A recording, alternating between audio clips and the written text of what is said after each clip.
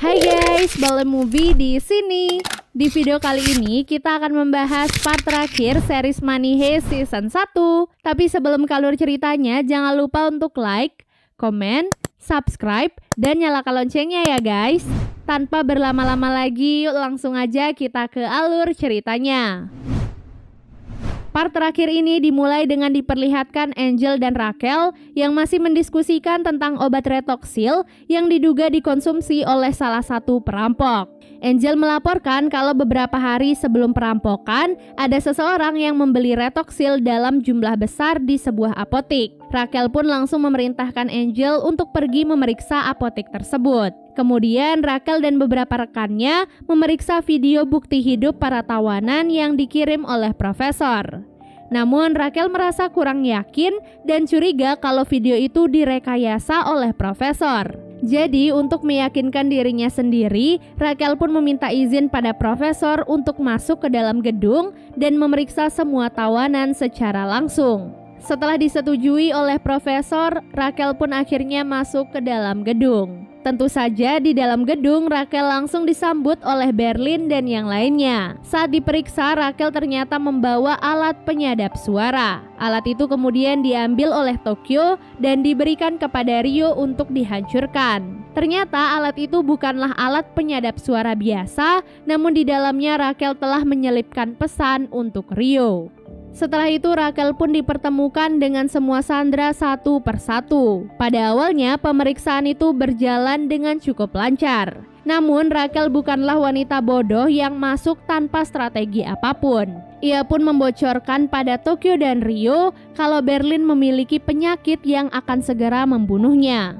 Hal itu dilakukan agar perpecahan di antara mereka mulai terjadi. Berlin tidak menduga Rachel akan membocorkan penyakitnya pada Tokyo dan Rio. Ia hanya bisa terdiam dan langsung pergi. Tawanan terakhir yang Rachel tunggu adalah Allison. Namun karena ada sedikit masalah, Allison mengulur waktu cukup lama dan membuat Rachel curiga. Meskipun begitu, mereka akhirnya berhasil menemukan Allison dan menunjukkannya pada Rachel. Setelah itu, Rachel pun akhirnya keluar dari gedung. Di waktu yang sama, profesor datang ke kafe dan bertemu dengan Angel. Niat awal profesor ingin menggali informasi tentang Retoxil dari Angel. Namun, obrolan itu malah menjadi bumerang ketika Angel mulai bertanya tentang identitas profesor. Profesor lalu menyamar dengan mengatakan ia hanyalah seorang pengusaha cuka apel yang tinggal di sekitar lokasi itu. Keesokan harinya, Angel tiba-tiba datang ke tempat profesor.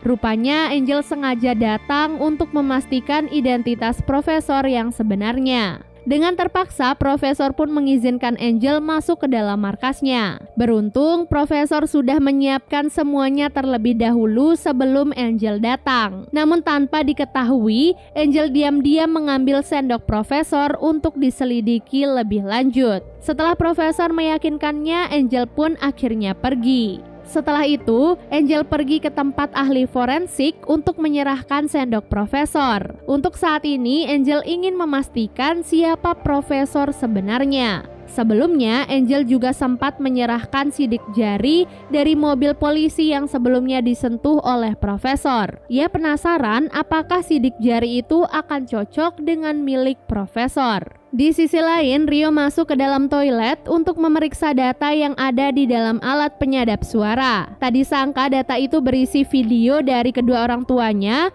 yang meminta Rio menyerahkan diri. Orang tua Rio memastikan kalau Rio akan mendapatkan pengurangan hukuman jika ia mau bekerja sama dengan polisi dan menyerahkan dirinya. Kemudian Angel pergi ke apotik untuk memeriksa data Retoxil. Tadi sangka sesampai di sana, pegawai apotik berkata kalau mereka baru saja dirampok dan semua datanya dibawa pergi. Profesor ternyata selangkah lebih cepat dari Angel. Hal itu pun membuat Angel sangat kebingungan. Mengapa semua rencana polisi bisa bocor padahal hanya ia dan Rachel yang mengetahuinya? Hal itu pun membuat Rachel sangat curiga kalau selama ini justru Angel lah mata-mata dari para perampok. Sesampai di camp kepolisian, Rachel langsung memarahi Angel dan mencurigainya sebagai mata-mata.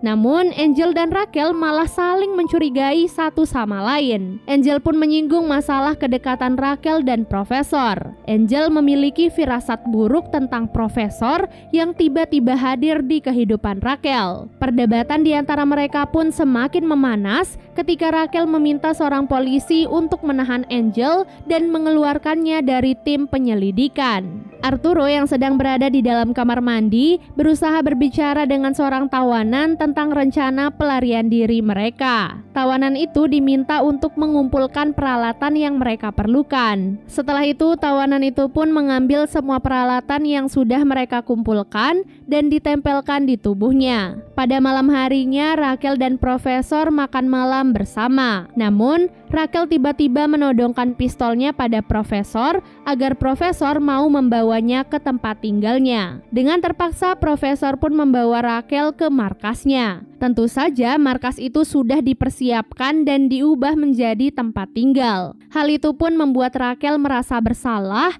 karena sudah menodongkan senjata kepada Profesor. Saat Rachel dan Profesor menikmati waktu bersama, Angel malah menyetir dalam keadaan mabuk. Ia merasa frustasi karena Rachel tidak pernah percaya kepadanya. Tak lama kemudian, ia mendapatkan telepon dari ahli forensik yang mengatakan kalau sidik jari Profesor cocok dengan sidik jari yang ditemukan di mobil polisi. Itu artinya Angel sekarang sudah mengetahui kalau Profesor adalah dalang di balik perampokan. Angel pun langsung menghubungi Rachel namun tetap tidak ada jawaban. Angel lalu menelpon rumah Rachel dan meninggalkan pesan tentang kebenaran yang baru saja ia ketahui. Namun setelah meninggalkan pesan itu, Angel mengalami kecelakaan yang cukup parah. Sementara itu, di dalam gedung, Arturo dan para tawanan sudah menyiapkan pelarian mereka dengan cukup matang. Namun Arturo berkata kalau ia akan menjemput Monica terlebih dahulu agar bisa mengajaknya kabur.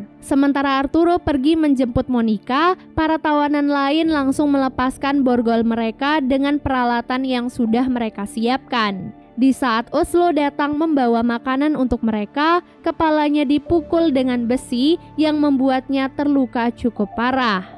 Saat sampai di tempat Monica, Arturo justru kecewa melihat kedekatan Monica dengan Denver.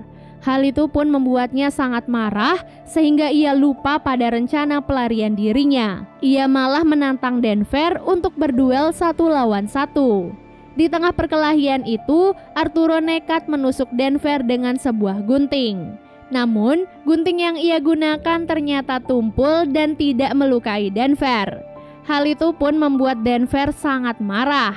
Arturo yang ketakutan lantas membocorkan rencana pelarian teman-temannya agar Denver memaafkannya. Denver pun berlari memberitahu yang lain agar bisa menghentikan pelarian tersebut. Ke-16 tawanan lalu meledakkan pintu dan berhasil lolos dengan selamat. Para polisi yang berjaga di luar langsung menyelamatkan para tawanan dan bergerak mendekati pintu. Kesempatan itu rencananya akan dimanfaatkan sebagai jalan untuk masuk ke dalam gedung. Namun para perampok tiba di sana dan berusaha menutup pintu.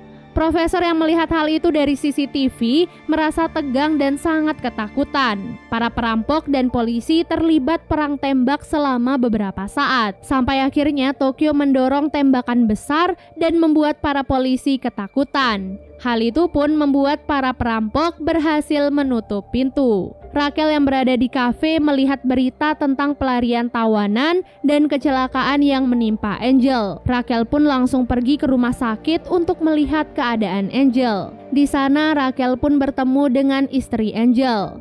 Sang istri ternyata mengetahui kalau selama ini suaminya sangat mencintai Rachel. Bahkan sebelum kecelakaan, Angel terus-menerus menelpon Rachel berkali-kali. Hal itu pun membuat Rachel merasa sangat bersalah. Di dalam gedung, Helsinki menemukan Oslo dengan keadaan luka di kepalanya. Hal itu pun membuat Helsinki sangat sedih. Apalagi saat Berlin memeriksa keadaan Oslo, ia tahu betul kalau Oslo tidak mungkin selamat. Namun Helsinki seperti tidak menerima kenyataan itu. Ia berkata kalau kecelakaan seperti ini sudah sering mereka alami sejak menjadi veteran perang. Hal itu pun membuat semua anggota menangis mendengar perkataan Helsinki. Semua ini ternyata sudah diprediksi oleh profesor.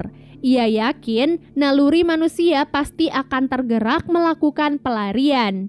Dan profesor tidak menutup kemungkinan hal itu akan terjadi.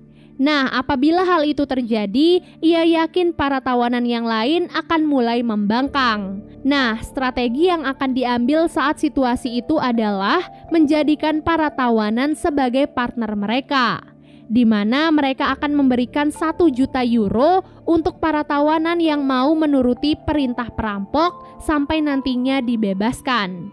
Alhasil, satu persatu tawanan pun diminta menemui perampok untuk bernegosiasi. Sementara itu, Rachel yang baru sampai di kamp kepolisian mendapatkan informasi tentang alat penyadap suara di kacamata Angel. Keesokan harinya, Ibu Rachel mendengar pesan suara dari Angel sebelum kecelakaan kemarin. Ia pun langsung menelpon Rachel untuk memberitahu isi pesannya. Namun karena Rachel tak kunjung menjawab, jadi ia pun menelpon profesor. Ibunya meminta tolong pada profesor untuk menyampaikan pesan itu pada Rachel. Profesor yang mendengar hal itu merasa sangat ketakutan. Ia tak tahu harus berbuat apa karena rencananya tidak sesuai dengan ekspektasi. Apalagi kini identitasnya sudah diketahui oleh Angel dan Ibu Rachel. Karena hal itu, profesor pun terpaksa akan membunuh ibu dari wanita yang sangat ia cintai. Setelah itu, profesor pun pergi ke rumah Rachel.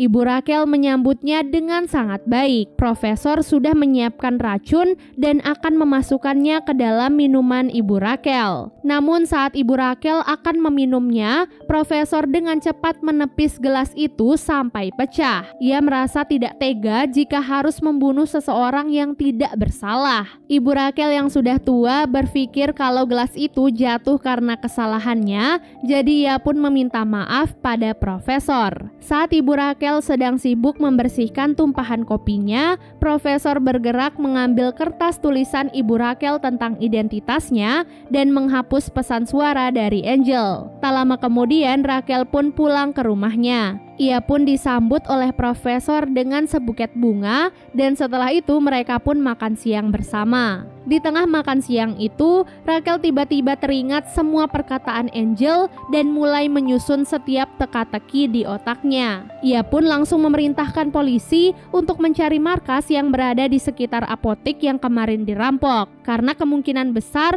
markas perampok tak akan jauh dari sana. Tak lama kemudian polisi menelpon Rachel. Para polisi ternyata telah menemukan rumah yang dicurigai sebagai markas perampok. Rachel pun langsung bergegas pergi ke tempat itu dan mengajak profesor. Sesampai di markas perampok, Rachel dan polisi yang lain langsung memeriksa seluruh sudut rumah. Profesor yang menunggu di dalam mobil tampak sangat gelisah. Profesor teringat di malam terakhir sebelum perampokan, ia dan Berlin sempat minum-minum bersama. Dan itu akan menjadi bukti penting untuk para polisi. Rachel dan semua rekan polisinya berhasil menemukan semua bukti seperti rencana, jadwal, dan foto di dalam markas tersebut. Dan season 1 pun akhirnya selesai. Wah, endingnya bikin penasaran banget ya sama season 2-nya. Gimana kira-kira nasib profesor dan yang lainnya ya? So, kita nantikan saja di season selanjutnya. Semoga teman-teman suka sama alur cerita kali ini dan sampai jumpa. Bye!